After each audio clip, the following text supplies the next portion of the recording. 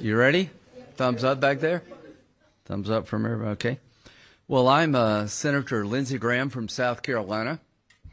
I'm back.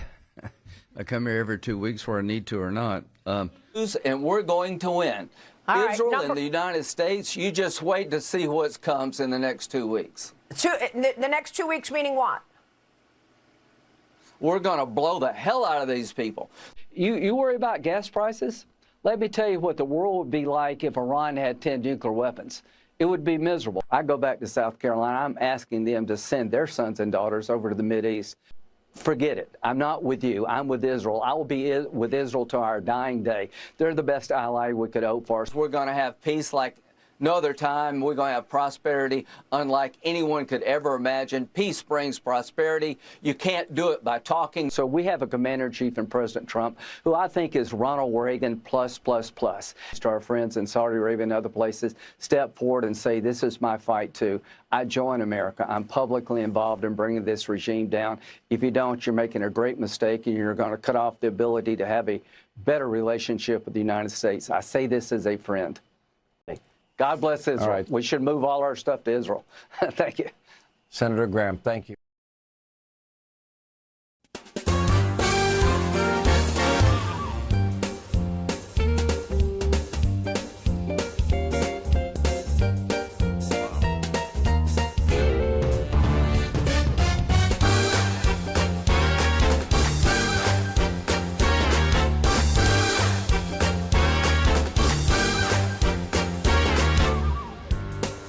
Ladies and gentlemen, now it's too late with Alan. What? Oh, it's so funny. Anyway, thank you so much, guys. Welcome back for another episode of It's Too Late. I am your host, Alan Mosley, joined as always by the #1 producer in late night. It's Dave Willimowski. Dave! Dave, how are you doing? Wow. Yeah. Doing good. Yeah. Oh, did you like that? I edited that together earlier today, and my blood like I could feel my pulse. You know what I'm talking about? Like I can feel it. Is like this upsetting. This guy visits Israel more than I visit my mom. It's yeah.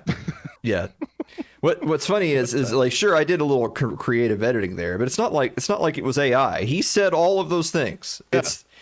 We've reached such an interesting time where there's no nuance, there's no pretense. They don't say the things that, like, you know, are purposely couched in mystery, where you and me know that they're evil and corrupt, but they like pretend that no, they just say it. They just say it. Yeah, I'm gonna go back. I'm gonna go back to my constituents and tell them to send their children to the Middle East. They're like, oh, well, I mean, because we knew you were gonna do that, but I didn't realize you were just gonna say it like that. Yeah. Before we get started though tonight, let me tell you about the #1 event for all liberty lovers in America.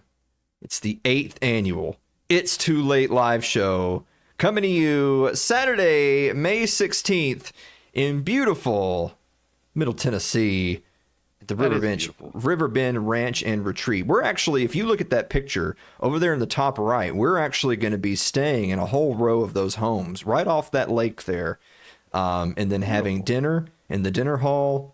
And it's going to be amazing. But you got to get your tickets. And even if you can't come, click on that link, and there's a place in there where you can donate money and just see what happens.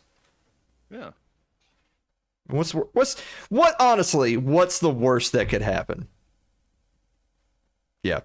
You think about it. Think of anything.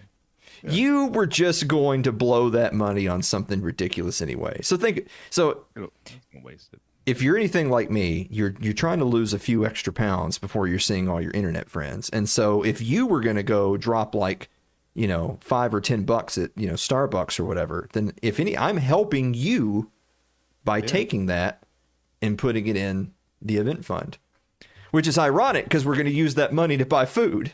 Isn't that weird? Yeah, cheeseburgers and stuff. Yeah, it's going to be great. Yeah, we're not going to eat very healthy. But anyway, that's Saturday, May 16th here in Tennessee. Get your tickets. So I wanted to kick things off tonight, talking a little bit about the gay senator from South Carolina who hates his constituents. I mean, just hates them. And he loves Israel. Shit. It's just Lindsey Graham. I remember all the way back in the good old days of like the Ron Paul days, where even back then I had the short list of the ones where I was like, man, if I could just what are the words for us to choose here, Dave, because we're trying to stay on air. Be careful. Yeah, I've been thinking about if I could just make them not alive anymore, just go then away. Yeah, just don't be anymore. Mm-hmm. Then my short list was like Mitch McConnell, Nancy Pelosi, which for those two, I feel like nature's about to take its course, if you know what I'm saying. But then you've got like Tom Cotton, John McCain, did get him, Ted Cruz, and Lindsey Graham. Like Lindsey Graham was on like the top 5 of just biggest POSs that there ever was, all the way back then, and he's still around. Yeah. And you'll be shocked to learn he's doing the exact same shit. He hasn't changed. Yeah. It's like in some ways it's like strangely comforting that one thing that's not changed in our lives in the last 2.5 decades is Lindsey Graham is still a gay warmonger. That's still happening. At least one of them's principled, and sticks to it. Of a sorts, yeah. Of a sorts, yeah. Yeah. No lies. And so, but one thing that I wanted to talk about too is in relation to him. Obviously, we're talking about him now because all of those little video clips were just him in the last like few days doing interviews talking about the war in Iran. And something that I didn't mention last week when we did a show on a similar topic that I wanted to mention this week is just because it's one of those things where you and I already knew the answer, but now the official sources are saying the same answer, which is like in the very beginning of the air campaign, they fired a missile into like a little girls' school, like a little girls' elementary school. And it was a double tap strike. And so for people who aren't familiar with what that is, that's where they bomb a target and then they purposely wait some amount of minutes, in this case like half an hour, because they're actually purposely waiting for their friends and family and loved ones and EMTs, and ambulances and stuff to come to the site to rescue, and then they bomb it again. Because they're trying to inflict maximum casualties on civilians, on rescuers, on medics. I mean, this is a war crime. It's a very popular tactic of our friends in the Middle East, Israel. But here's the thing, is you can actually see the slow-mo footage of the missile striking the building, and it's a Tomahawk missile. Now, I don't know how much you know about Tomahawk missiles, but there's only a handful of countries in the whole world that have Tomahawk missiles to fire at people. There's the country who has them and makes them. That's the United States. And then there's like a handful of countries that they sell them to, like Norway, for instance. So unless you think that Norway did a double tap strike on this like children's school in Iran, it was the United States. So we knew from the very beginning that we had done this, and it was probably intentional. And it's so funny. There's like the series of cope, right? First, it's it didn't happen, fake news, and then it's like okay, it happened, but it wasn't us. And then it's like okay, Iran did it. Iran actually fired a missile into their own school. Because they're just bad at shooting missiles, I guess. I don't know. Yeah. And then when it was a Tomahawk missile, it was like, okay, well, anybody can have those.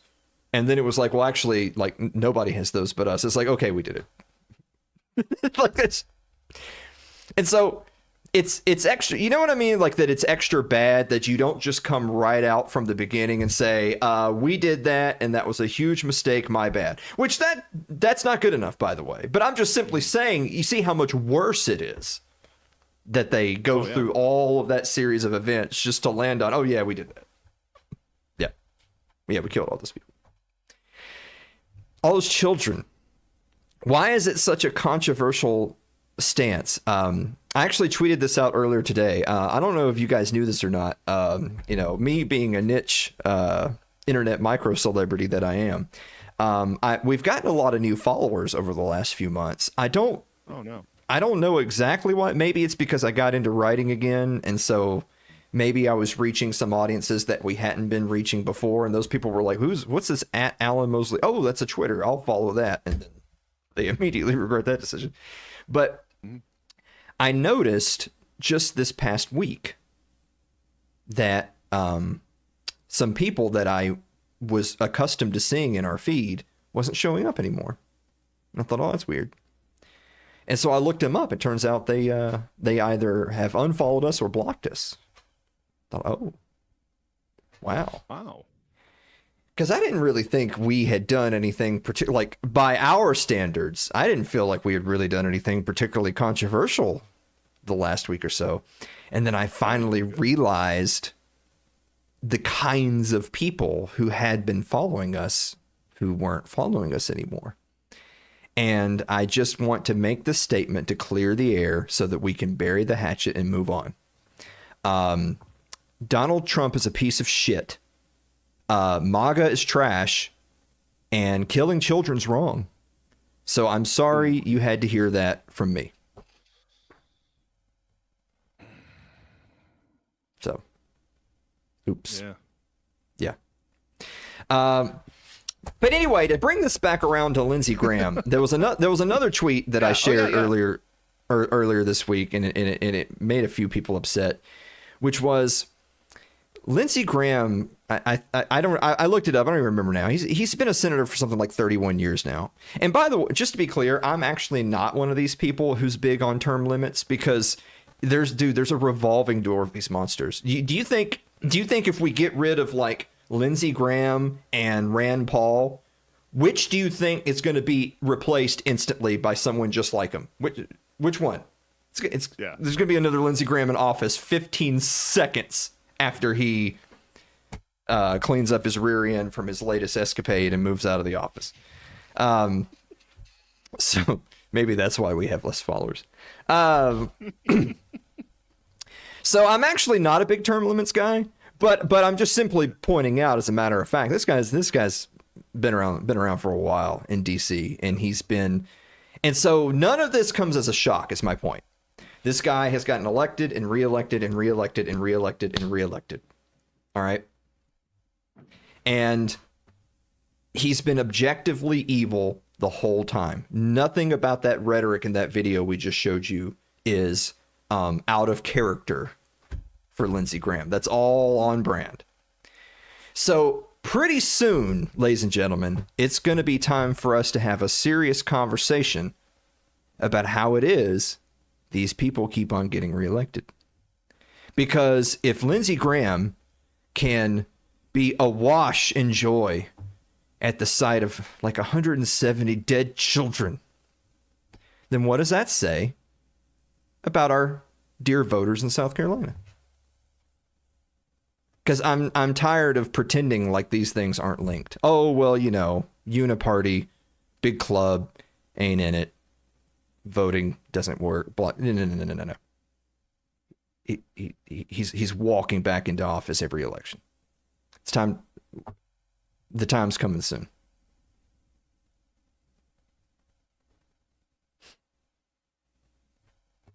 I don't know. I'm just saying, if we could take all of the voters of South Carolina and I have to be careful with our words here, but if we could just make them,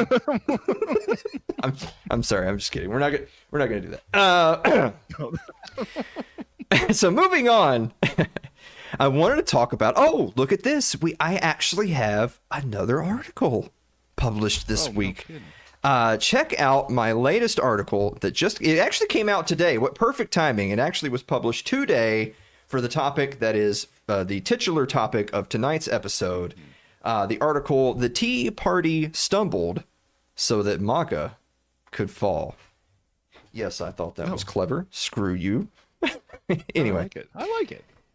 Well, political movements tend to begin as revolts against entrenched power. Drain the swamp. Where have we heard that before?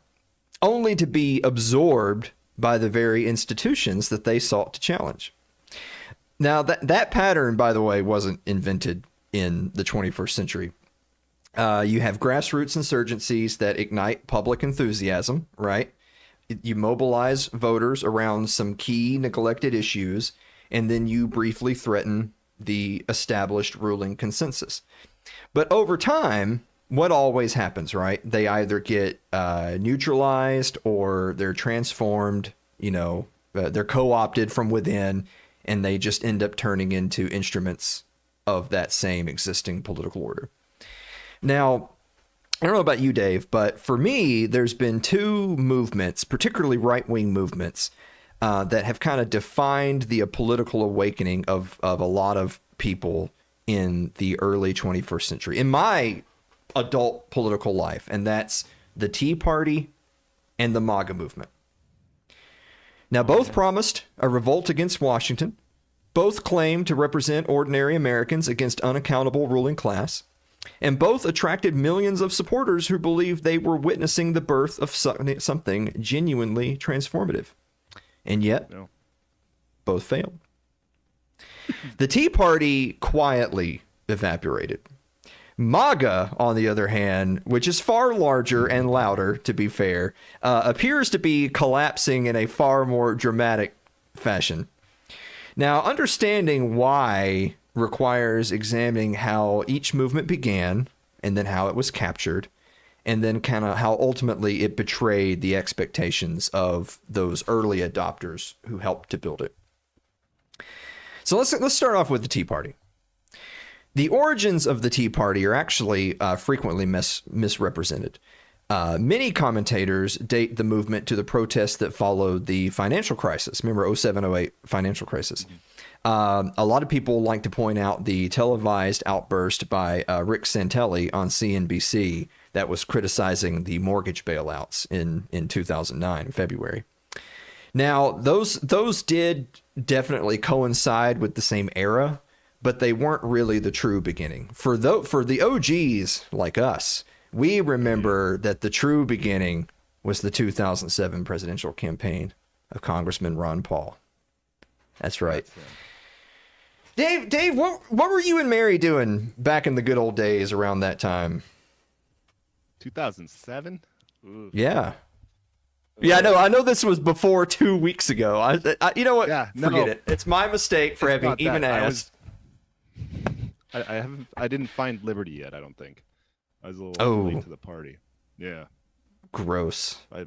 If we could just take Dave and Mary. It worked out. It worked out. Yeah, no, it's fine. Now, Paul's candidacy introduced a generation of young voters to ideas that had largely disappeared from modern political discourse. Sound money, constitutional limits, opposition to foreign wars, and skepticism towards the Federal Reserve. Nobody talked about the Federal Reserve before Ron Paul came along. His campaign revived the symbolism of the Boston Tea Party, hence the name, culminating in a massive online fundraising event. Remember the money bombs? Remember those? Remember the Ron Paul money bombs? Raised more than $6 million in one day. Political scientist Rachel M. Blum notes that Paul's campaign provided a libertarian framework that later Tea Party activists would adapt and expand. Paul's message resonated because it spoke directly to growing satisfaction with both political parties. The George W. Bush administration had overseen 2 wars, the creation of the Department of Homeland Security, the Patriot Act, massive deficit spending. Meanwhile, Democrats were preparing to expand government even further in response to the financial crisis. Aaron says that was his 26th birthday. Happy birthday, Aaron. Happy birthday. All right. The Tea Party therefore emerged as a protest against Happy Birthday Derek, against bipartisan expansion of state power. Its central themes were fiscal restraint, limited government, and constitutionalism. How quaint. Tea Party activists were motivated by concerns about federal spending, taxation, and perceived violation of constitutional principles. Now, it's not that the Tea Party came and went in a flicker. It actually has some genuine grassroots energy. Protests erupted all around the country. There were primary challenges that toppled a handful of long entrenched incumbents. Candidates running under the Tea Party banner won seats in Congress during the 2010 midterm elections. For a moment, it appeared the Republican Party might actually be forced to confront its own contradictions. That moment did not last. Movements that threatened entrenched political structures rarely remain independent for very long. Parties, consultants, political donors, they all have powerful incentives to co-opt insurgent energy rather than to allow it to remain outside institutional control. And the Tea Party was no exception. By 2010, large political organizations began integrating Tea Party rhetoric into the Republican Party's existing electoral apparatus. Advocacy groups funded by major donors began branding themselves as Tea Party organizers. Meanwhile, Republican politicians who had previously supported bailouts, deficits, and foreign interventions suddenly adopted the language of fiscal conservatism. Free the People's Matt Kibbe later observed that the establishment didn't defeat the Tea Party, it absorbed it. The consequences were predictable. Once integrated into the party structure, the movement's core demands were gradually diluted. Campaign rhetoric about spending cuts and limited government gave way to the usual legislative compromises. The federal budget continued to expand. The national debt continued to grow. Foreign interventions continued. Even some of the candidates initially elected with Tea Party support eventually voted for policies that contradicted the movement's original message. Pictures of Ted Cruz and Marco Rubio are totally unrelated, by the way. Oh, whoops, yeah. Okay. Yeah, they totally didn't betray the Tea Party principles that got them elected. I forgot Cruz, yeah. Yeah, The rebellion that had once targeted Washington's bipartisan consensus increasingly became just another faction within the Republican coalition. By the middle of the decade, the Tea Party had largely disappeared. The movement did not collapse in dramatic fashion. Instead, it faded quietly into the machinery of partisan politics. The insurgency had itself been infiltrated. Which brings us a little bit closer to modern day. The decline of the Tea Party created a political vacuum. The underlying frustrations that fueled it, spending, war, overreach, had not disappeared. And into that environment stepped one Donald Trump. Trump's 2016 presidential campaign channeled much of the same anger that had animated the Tea Party, but in a more populist and nationalist form. His slogan, "Make America Great Again," promised a dramatic break with the existing political order. Many of his campaign promises addressed precisely the issues that had driven earlier grassroots revolts. He pledged to reduce foreign military commitments and end what he called endless wars. He declared that the Iraq War had been a mistake and that the United States should stop trying to nation build. Boy, where did that guy go? He promised strict immigration enforcement, including large-scale deportations of illegal immigrants. He criticized government spending and trade policies that he argued harmed American workers. Above all, he portrayed himself as an outsider willing to confront entrenched political interests. Back in my day, we called that a maverick. Remember that? Remember when you were all mavericky? The phrase "America First" became the ideological shorthand for this agenda. For many supporters, MAGA and America First were essentially synonymous. The scale of the movement dwarfed the Tea Party. Trump won the presidency. He reshaped the Republican Party, and he maintained an intensely loyal base of supporters. Yet the survival of a political movement ultimately depends not on slogans, it depends on results. Over the time, gap between MAGA rhetoric and governing reality widened. And we'll start with the first area. The disappointment involved accountability for government officials associated with the COVID era. Many on the right frequently criticized figures such as one Dr. Anthony Fauci during the pandemic, and many supporters expected investigations or legal consequences after the crisis subsided. Those expectations were not fulfilled. Fauci retired from government service without facing criminal charges or meaningful institutional accountability. If anything, Trump has held Fauci up as a notable public servant, due in no small part to himself having turned policy over to Fauci in the height of the pandemic. Imagine that Mr. Operation Warp Speed doesn't want accountability for COVID. Right. Immigration policy provided another test. During the Trump campaign, he had promised mass deportations and sweeping changes to immigration enforcement. According to data from the Department of Homeland Security, however, the numbers of deportations during his first administration never approached the scale often discussed during campaign speeches. In fact, they were really just close to Obama's numbers. Later statements suggesting that large-scale deportations were unrealistic further alienated supporters who had viewed immigration enforcement as central to the MAGA platform. That's when you started to get, oh, but I decide what MAGA is and you're not MAGA. While the activities of ICE have made for many front-page news headlines in his second term, the results still fall far short of campaign promises. Worse still is President Trump's own walking back, his openly capitulating with comments signaling a reluctance to target all manner of industries and locations rife with illegal immigrants. Fiscal policy produced similar contradictions. Despite campaign rhetoric about reducing spending, federal expenditures rose significantly during Trump's presidency. The Congressional Budget Office reported that the national debt increased by nearly $7.8 trillion between 2017 and 2021. And just before you blame that on COVID, his second term has thus far yielded the same results, despite the campaign rhetoric. Just over the first 14 months of his second term, the national debt has increased by over $2 trillion. Yeah, he's on pace to even beat himself. Each of these developments eroded confidence among those who had believed that MAGA represented a fundamental break with Washington's habits. Yet the most consequential rupture, of course, has involved foreign policy. The promise to end America's forever wars has been one of Trump's most distinctive campaign themes. It also resonated strongly with voters weary of 2 decades of military intervention.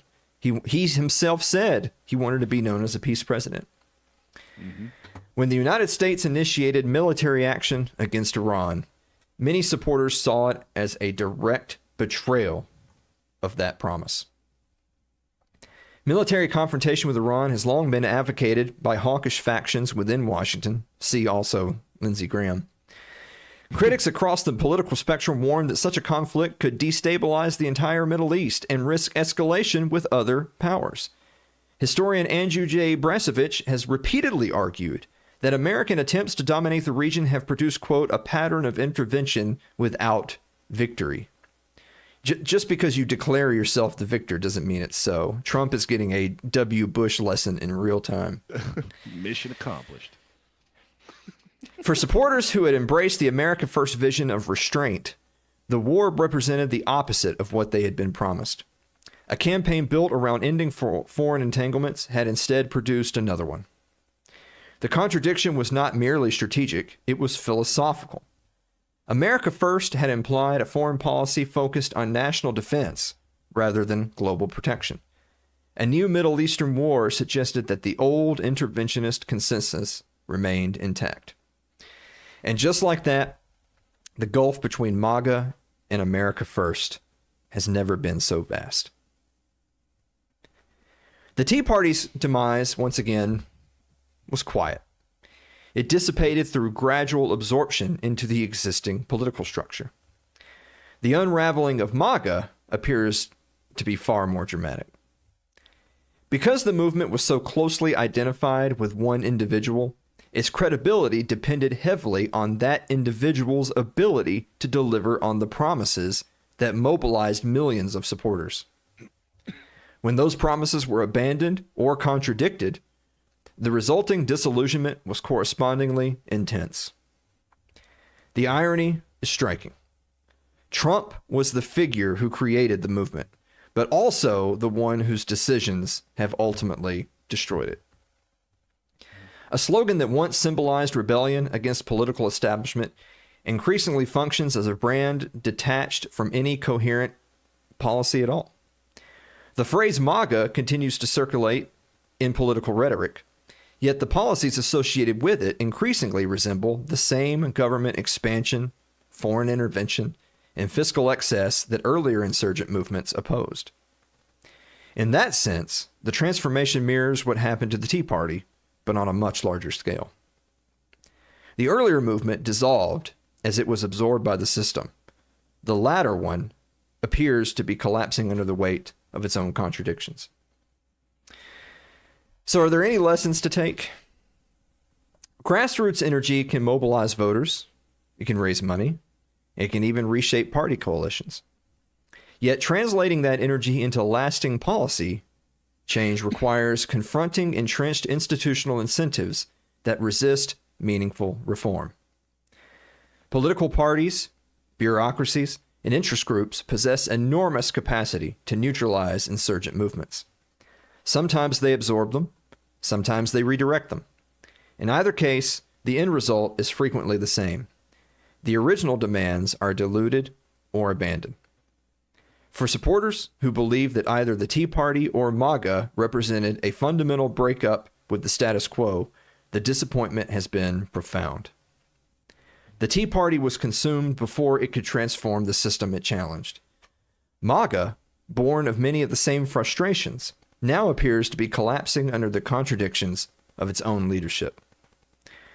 Perhaps it was the nostalgia for the excitement of the Tea Party days that helped to birth MAGA. But the former's quick and unceremonious end left the latter's faithful blind to the political pattern. So as I said, the Tea Party stumbled so that MAGA could fall. Hell yeah.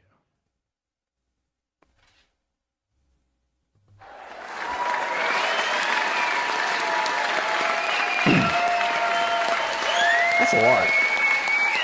Good. You did good. Another great article. That's basically it. Now what do we do? Jeez. We're getting really settled into this whole, like, Yeah. short shows, shorter. In and out. Yeah. That just means we blow all that time in the after party. We do. People start getting unhinged in chat. That's what we love about them. It's their birthday though. They know who they are, like the name that I see in pink over there in the chat window. Guys, we're gonna be back to wrap up the show right after this commercial break. Don't go away.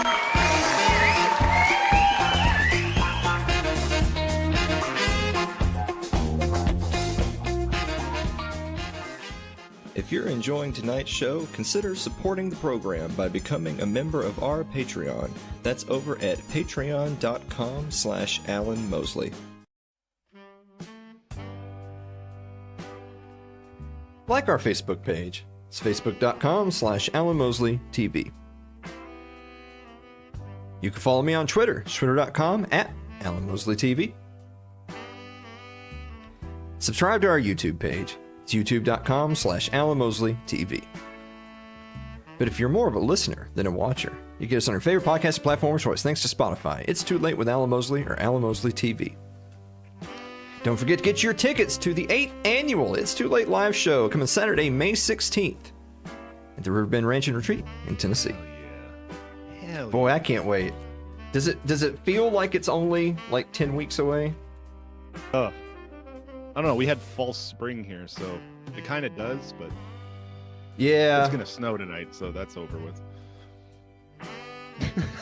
Good. We ain't Well, I done mean, yet. It's gonna cool off, but it ain't gonna snow here. And we're done with that. No. This year, your highest priority will be your family. Where's the fun in that? It's ridiculous. It's just always me with those people. I swear. All right. I know you feel me. Do you have a final thought? I said it earlier. I don't know if anybody heard it, but Lindsey Graham's a piece of shit. Mm-hmm. What a. Yeah, and MAGA's gross. Like it always felt gross, but now it's just it's gross. Yeah. I can never get into it. Like at this point, there is a categorical difference between the people who identify as MAGA and the people who identify as America First. And if you're still hanging on to MAGA, you are a pedophile. Yeah. So, there's that. The only reason you're upset that they bombed all those children is that you wanted to rape them. That's you, if you have MAGA in your profile. Yeah. Call that guy.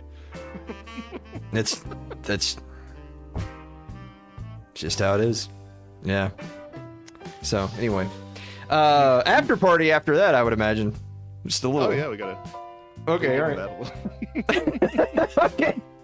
Guys, thank you so much for watching another episode of It's Too Late, and we will see you next week.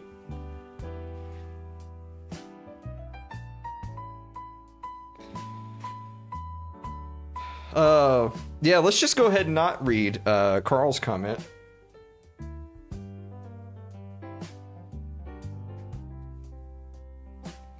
Yeah, we're just gonna get right on not reading that. I've been watching the show, Dave, that I want you to check out. Yeah, we're gonna talk about that in the after party. Eventually, we're gonna have like 24 people in chat just yelling at you because you haven't watched the show.